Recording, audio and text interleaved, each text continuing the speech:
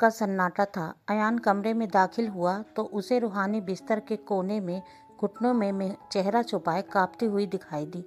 अयान ने दरवाज़ा बंद किया तो रूहानी और सिमट गई, जैसे किसी सज़ा का इंतज़ार कर रही हो। अयान ने कोट उतारकर कुर्सी पर फेंका और बिना उसकी ओर देखे बोला, डरो मत, मैं तुम्हें छू भी नहीं रहा। आज तो बिल्कुल नहीं, रूहानी ने डरते हुए कहा। सब लोग कहते हैं दासी बनकर आई है। लड़की की पहली रात बहुत बुरी होती है। सब कहते हैं पति उसे तोड़ देता है। अयान एक पल के लिए रुक गया, फिर धीरे से बोला, सब लोग गलत कहते हैं। अयान ने मेज़ पर पानी का गिलास रखा और बोला, यह लो, पानी पी लो। रूहानी कांपते हाथों से गिलास पकड़ रही थी, लेकिन उसका हाथ इतना कांप रहा था कि पानी झलक कर उसकी हथेलियों पर गिर गया। अयान ने उसके हाथों को थामा और गिलास वापस मेज़ पर रख दिया। रूहानी ने आंखें बंद कर लीं, जैसे उसे लगा हो कि वह अब उसे चोट करेगा, लेकिन अयान ने सिर्फ इतना कहा, तुम यहाँ मजबूरी में आई हो, इसका मतलब यह नहीं कि मैं तुम्हें दर्द दूंगा। रूहानी की आंखों से आंसू गिरने लगे। वह बोली, लेकिन पंचायत ने कहा है, मैं अब आपकी दासी हूँ, आपका हुक्म मानना पड़ेगा, आपको जो चाहिए वो करना पड़ेगा। अयान ने उसकी बात काटी और बोला, पंचायत में ज़्यादा कोई सच है तो वह यह कि तुम इंसान हो और मेरे घर में किसी इंसान के साथ जानवरों जैसा सलूक नहीं होता। उसने उसे उठाकर बिस्तर पर ठीक से बैठाया। रूहानी उसकी तरफ देखने की हिम्मत नहीं कर पा रही थी। अयान ने धीरे से कहा, सुनो, मैं तुम्हें छूऊंगा भी नहीं जब तक तुम खुद से ना कहो। तुम्हारी हर सांस तुम्हारी अपनी है, तुम्हारा शरीर तुम्हारा है, तुम्हारी इच्छा तुम्हारी है।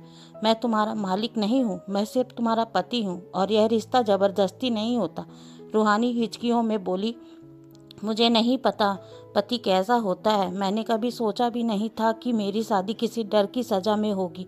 अयान फर्श पर बैठकर दीवार से टिक गया और बोला, आज की रात तुम बस सो जाओ। बस यही चाहता हूँ कि तुम यहाँ खुद को सुरक्षित महसूस करो। रूहानी ने धीरे से पूछा, अगर मैं आपकी बात ना मानूं तो आप मुझे मारेंगे क्या? अयान ने हल्की सी मुस्कान के साथ कहा, मैं किसी को दुख देने के लिए पैदा नहीं हुआ।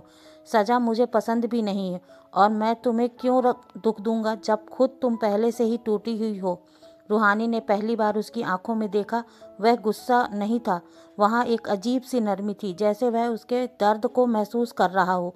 रूहानी ने बिस्तर पर जगह छोड़ते हुए धीमे से कहा, आप फर्श पर मत सोइए, यहाँ लेट जाइए, मैं किनारे हो जाऊंगी। अयान बोला, नहीं, तुम आराम करो, मैं यहाँ ठीक हूँ। रूहानी की हिम्मत करके बोली, अगर मैं कहूँ कि मुझे डर लगता है और मुझे लगता है कि आप दूर रहेंगे तो मैं और डरूंगी, तो क्या आप यहाँ बैठ जाएंगे? बस बैठ जाएंगे। अयान बिस्तर के पास आया और चुपचाप बैठ गया। रूहानी ने उसके कंधे पर सिर रख दिया। अयान सख्त हो गया। उसे लगा कहीं वह डर के मारे ऐसा ना कर रही हो।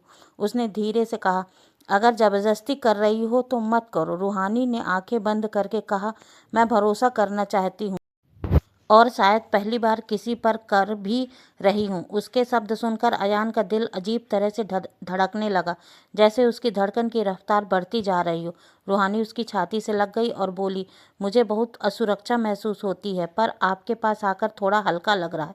अयान ने गहरी सांस ली और उसके सिर पर हाथ रखा और बोला, जितना तुम्हें समय चाहिए उतना लो, मैं कहीं नहीं जा रहा हूँ, आज नहीं, कल नहीं, किसी भी दिन नहीं।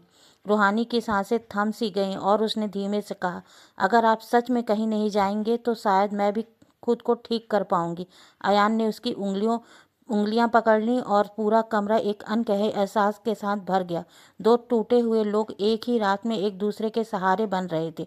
किसी मजबूरी की शादी में धीरे धीरे एक रिश्ता जन्म ले रहा था, बिना किसी हक के दावा के किए, बिना किसी मांग के, सिर्फ भरोसे पर।